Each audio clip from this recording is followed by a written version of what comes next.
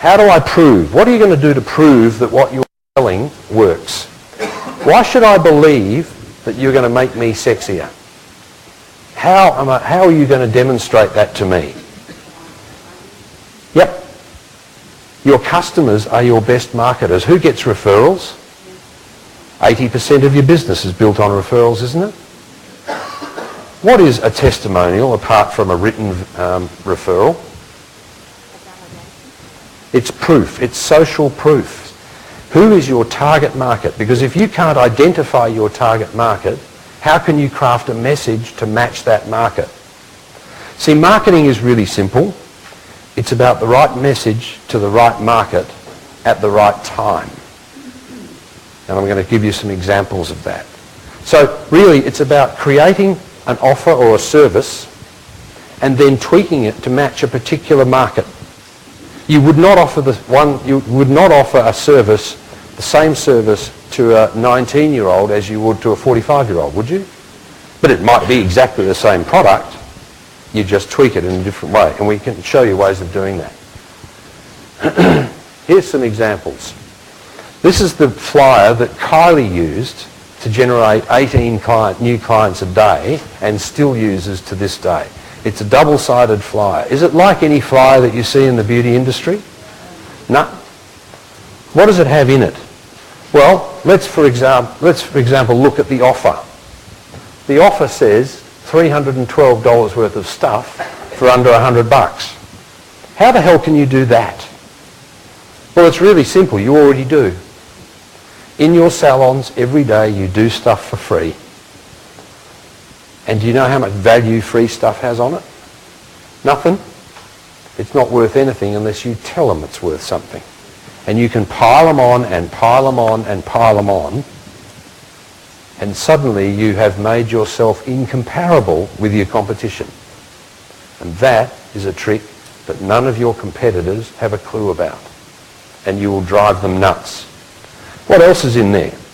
Down the bottom, ladies, we use only all natural RPR products on your hair, no cheap bulk stuff. Now, where would she have got that from?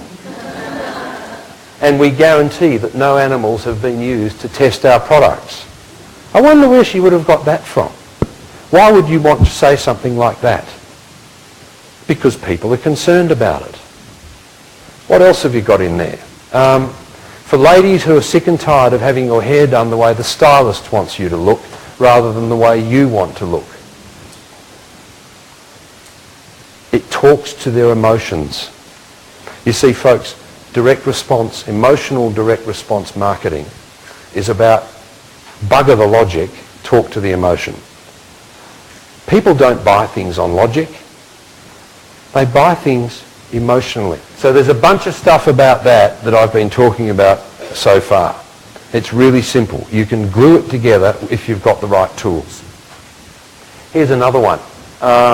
This is, again, this is a salon in New Zealand. Lots of copy, lots of text. Your first reaction is, God, people won't read that.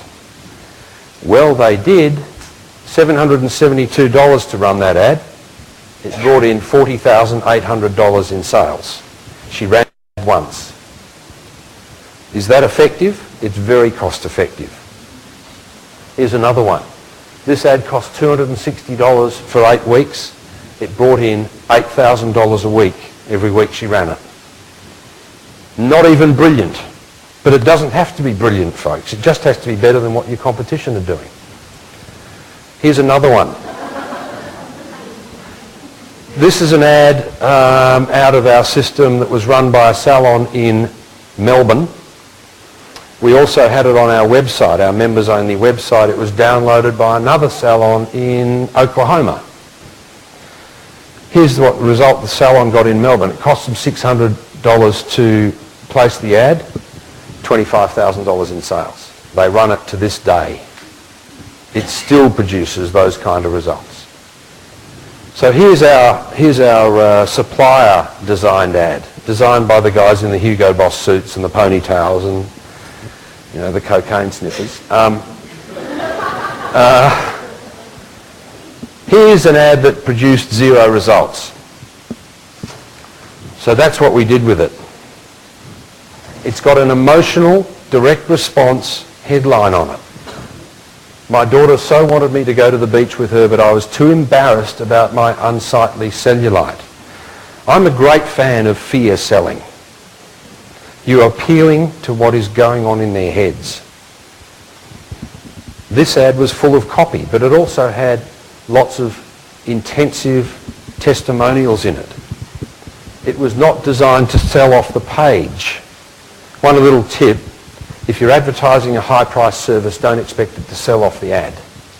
Use it to generate a lead. This was used to generate a lead. This ad actually generated a lot of leads. 26 new clients it brought in from one ad. And as you know, if anyone do these high-priced treatments? Yeah? They're expensive, but they're highly profitable, aren't they? Yeah. But they're very, very difficult to sell off the page. So what we did was just turn it into a lead generator. How many times have you said to yourself, if only I could get the customer in the door and in front of me, I could sell to them? So offer something for free. That's a little tip. If you're selling a high-priced ticket, anything over $100, give it away. Give away something to get them in the door. Get the lead by offering something for nothing, in this case a free report. They give you their name and address, and then you can market to them. Based on the same one by Angeline and Andrew Griggs. Where's Angeline and Andrew? Over there? Andrew, can you stand up and give us the figures on this? I had some, but I don't know how up to date they are. The figures I have are those ones there, but are they about accurate? Yeah, no, that's about accurate. So was that ad worth running for you? It was, yeah, because then we've got those clients now. For most of our clients stay on for 7 to 10 years, so the lifetime value of that client is a lot more than what it costs to run that ad. Yeah. So it's really, really a simple case of copying what works. So you shouldn't be experimenting with your own money. What you should be doing is seeing what works. People call me a creative. I used to, as a consultant, I would consult to a business in industry A, and the next day I'd be consulting to another business in industry B. I would look what was working in industry A, I would steal it, turn it around, upside down, inside out, modify it, so that I couldn't be accused of copying, and I would use it in industry B. I simply looked at what other people were doing in other niche markets and thought, oh, I'll do that. And Jill and I created this business in about 4 months flat in 2004. And we launched it at the Sydney Beauty Expo with these kind of materials that we wrote specifically for this industry. People don't want to learn how to fish. They just want the fish, you know.